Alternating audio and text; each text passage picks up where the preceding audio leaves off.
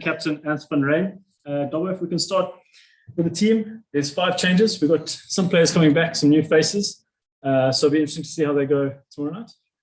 Yeah, the game against the Lions, we stayed up there after Loftus. Obviously, once we had a couple of injuries, we didn't have much choice about playing Timo fullback. They were the only backs we had left, I thought Paul de Vet was great when he came on.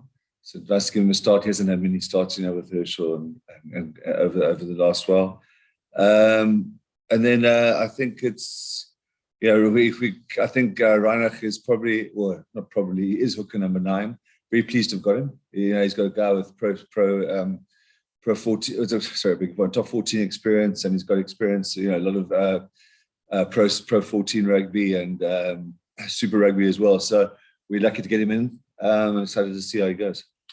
All right. And then, I suppose another factor this week has been the weather. How's that affected the preparations, and are you expecting it to have any influence on the game tomorrow night? Yeah, I felt the surface today, we were pleasantly surprised by it. I think it's amazing how the facility is trained. It even feels maybe a little harder. I think at night would be a different proposition. But we deliberately trained in the sort of highest rainfall we could find to get ready for all the slipperiness we expect tomorrow night. Ernst, first game for Western Province at Cape Town Stadium. I know it's been a third game into the season, but that's obviously significant. You're going to be leading them out. So that's obviously a special occasion for everyone who's named in the team. Yeah, I think it's going to be a great occasion. And yeah, it's like you say, it's an important day in history. First game for Western Province in the striped jersey at Cape Town Stadium. So I think everyone's excited, and hopefully we can start off with a bang and make some good memories as the first guys who had the privilege of wearing the jersey here. And obviously, another thing, guys, is that we haven't had fans in the stands for 18 months. But with the lockdown this week, we know everyone's at home and everyone needs a pick me up. So it's obviously another motivation factor almost to play for the fans. Yeah, I think for us, definitely. I think we're very fortunate and thankful that our things haven't been affected too much at this stage. Because obviously, everyone's been working hard, but I think it is a tough time out there. There's a lot of people who are going to struggle in the next 2 weeks, but hopefully we can contain the pandemic or whatever, so everything can go closer to normal. But obviously, with the people at home and the fans at home, we want to make sure to be that sort of spark to give them a bit of hope and keep them in a positive mindset, although the circumstances are maybe a bit tough. Cool. All right, guys. Questions for these two from your side? Let me go ahead. Gavin Rich asked Sean Everett yesterday in terms of the amount of times you guys played against each other. Do you expect anything different from the Sharks? You guys have played against each other a few times already in the last couple of months. We both our games in Currie Cup and Super Rugby Unlocked were postponed because of or cancelled because of COVID issues with the Sharks. So the first time we actually played them was in the semi-final. But you're right. And I don't think we didn't play them in preparation series. We played them, in the Rainbow Cup, home and away. That point is valid. The Sharks are, we know what the aerial threat's coming. We know how much they kick, how high there's the return of Kerwin Bosch. We know that the big contestables and open side contestables are coming. The Sharks' DNA is always try and play nice rugby. That tends these days to be opposition mistakes. So we're going to have to be pretty good in the air and pretty good on the ground when those balls get spilled tomorrow to sort of stop them playing off that turnover ball. I can't see them, no team dramatically changing their DNA from, you did right. The last game was 3 weeks ago, I think. So I don't expect any significant changes. Cool. And then the last one, this is for Ernst. The Lions played against the Japanese on last week's Saturday. Do you mind give us a review of your thoughts how the game went? Because obviously you guys will be playing against them in the coming weeks. Yeah, I'll be honest. I was busy, but I did watch the highlights. I think it's obviously a big blow with Alan Jones getting injured. Because I think it would have been quite exciting to play against him or to have him here. I think they showed some promising signs. We'll see how they go next week. I think it's against the Lions in Joburg, and we're probably the last franchise playing them, so we'll have a bit of insight and a few games to look at to hopefully make sure we're well prepared when we get the opportunity to play them. Robert. Hi Ernst. Ek hoop dit gaan goed daar met jou. Robert, just from my side, you mentioned Paul de Wet being great when he came on against the Lions. Can you give us a little bit more information what you think he did well? What made him great, and did he play a role in you guys getting back into the game? I think. Sorry? Yeah, and then there was just another question from me, just Reinach, in terms of his qualities as a hooker. What is it that appeals to you? Okay. No, look, I think Paul he's been great. I don't know what we say all season. I'm not sure when the season starts, or when the season started, or when it's going to end. But he's been great since we got back onto the rugby field, and probably hasn't got the game time he deserves. For obviously Herschel is a national player. He's come on for 10 minutes in the wing in the Rainbow Cup. He came on with 10 minutes to go when we were trying to get Herschel some more game time.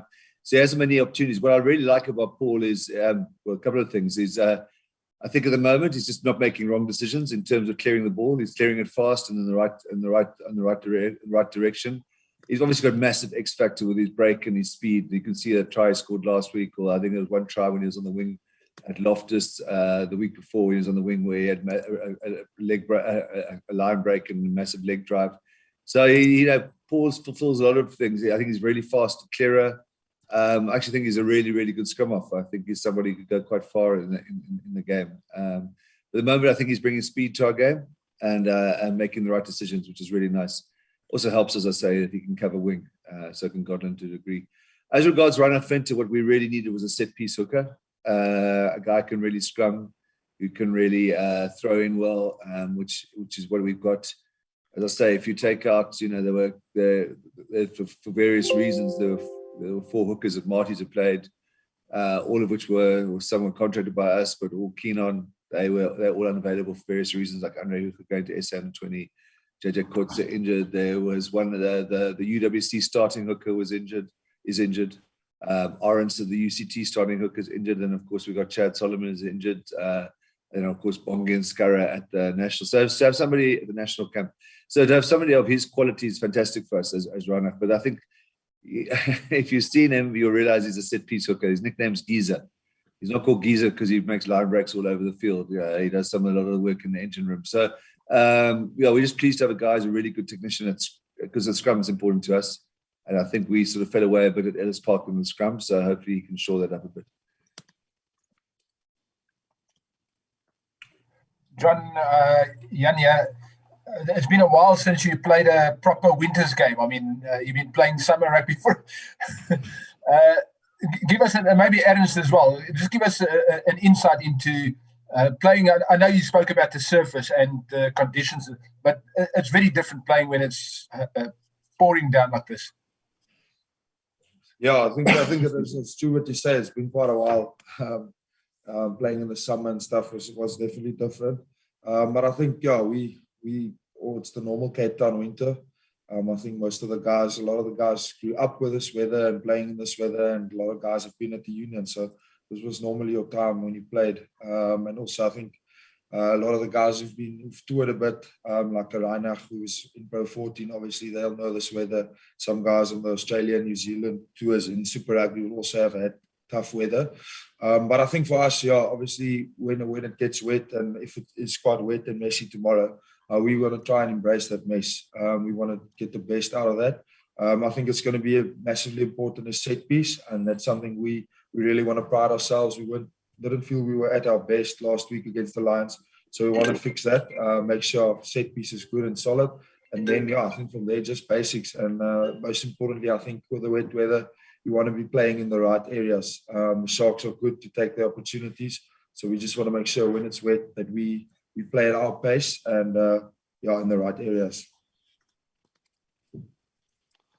Guys, Dabba, just Aaron's talking about playing with pace. We saw yesterday how the baby box played in mud, literally in scoring 6 tries. If you look at your loose trio, Achieva, Evan and Marcel, quite a pacey loose trio. obviously the weather doesn't fit their kind of play, but are you guys still hoping to play that fast upper game, or do you have to adapt? Yeah, we're going to have to adapt a bit if it's like we think it's going to be. But the pace, I think those loose forwards have brought. Obviously, Achiever's pretty new, but you were seeing with Marcel, Johan, we put quite a bit of pace into our game, especially, and that's largely driven by the loose forwards. But I think where their pace tomorrow is going to be important is more about putting pressure on the Sharks. And more about them getting back to help us with when we handle the contestables and things like that. I think that's where the pace is important. I don't think we can expect that sort of the conditions is going to make it harder to us to really play a high pace game throughout. That's why Ern said the set piece is going to be very important to us. But I said their pace can contribute in other areas, whether that's getting to breakdowns, putting pressure on their kicks. We're going to have to really go forward and put the Sharks under pressure in these conditions, and get off the line and put their skill set under pressure, and that's where they'll be useful. Cool, thanks. Can I go? Yes, you can, Gavin. Okay, thanks. I'm used to having to put a hand up. Dobbo, sorry, I haven't actually been on a call for a while, so I just want to sort of update myself. With reference to the British and Irish Lions game, how many guys are still coming back for that game? Like, how much does this team that you have now differ from what you're going to have when you play them on 17th of July? Yeah, I think it's fair to say, Gav, that our team will look pretty different come that. We've got quite a few guys coming on strength, whether it's next week before the Big Quiz game or the week before the bubble. I'm not going to name it. I don't want to say all of them because I presume they're playing, but obviously guys like Samar Marat, potentially some guys came out of the Springbok camp after the SAA game. Namaklaba's ready for Big Quiz. Dan Duplessis, JUAN de Jong landed this weekend. So a couple of other guys returning from injury. So I think it's fair to say that there might be as many as about half the team will be different to what it is for tomorrow night. But tomorrow night's a nice opportunity for those guys who would be maybe in the marginalised half to show why they want to be part of such a prestigious game. Is JD going to be back? I beg your pardon, JD's definitely back for that game. Yeah, he's back for the Big Quiz game. We could have forced him tomorrow, but it's the rehab people weren't. We said there's a high element of risk. Ernst misses him terribly, so he'll be back. And just on that, when do you guys go into? I hear now that Sean told us yesterday that the bubble's now no longer 10 days like it was initially going to be. It's now 6. So you play Griquas and then you go into the bubble after that. Yeah, we play Griquas next Wednesday. Okay. It's a weird week. I was sitting talking to somebody yesterday, one of the staff, and I said, can't we just pick this up on Monday, because it was a day. Yesterday was like our Thursday. It was the day before the captain's practice. I think I looked at me like, mad. Why pick it up Monday? It's a week away. We're in this weird Wednesday games, So your Tuesday's your Friday, your Monday's your Thursday. But we play Griquas next Wednesday, and then the day one would be the Saturday where we'll get tested for the first time, then have to isolate at home for 48 hours. And on the Monday, you did right. We won't go into the bubble. Thanks. Cool. Any other questions, guys? Dobbo, you mentioned JOHN de Jong has arrived. Has he started training with the team yet? And will he be able to, get back in time to make to be able to play against the British and Irish Lions? Yeah, that's the plan, Nani. He hasn't trained with us yet. He had quite a few medicals to do yesterday, and today was just a captain's practice. So I think he's working with the NPS, the non-playing squad, this morning, with a view to him training. Today's Wednesday, with a view to him training properly with us on Friday and Saturday. So hopefully he gets, he's in the condition, he can get some rugby next week against Griquas, which will put him well into the frame for the Lions game. Thank you. Cool. We're done, guys. Sorry, Mark, No. can I just ask one last question, please? You can ask one last question, yes. Just want to ask Dobbo. Dobbo, we know what Cyril said with the whole regulations and stricter regulations with COVID. Have you guys implemented harsher protocols for your squad? No, we haven't. The truth is, we haven't implemented changed any rules, but we're just being very strict. So we haven't sort of. So depends what you define by protocol. We're in out. We're not meeting. We didn't meet before in the stadium. We're just trying to be really, really careful. There's not sort of protocols in terms of any dramatic change. I think that's going to come the week of the Lions game when we can train non-contact training. So we're training as usual, but just being much more clever with reducing meetings, reducing contact sessions in and out of the facilities, getting the guys home, working virtually. But it's more about our behaviours and and just encourage the guys on a work home protocol, not work home Tiger Valley, Zalza, the Akka. Well, you can't go to the Akka anymore, but you know what I mean. Cool. Happy with that, guys. Right. I'll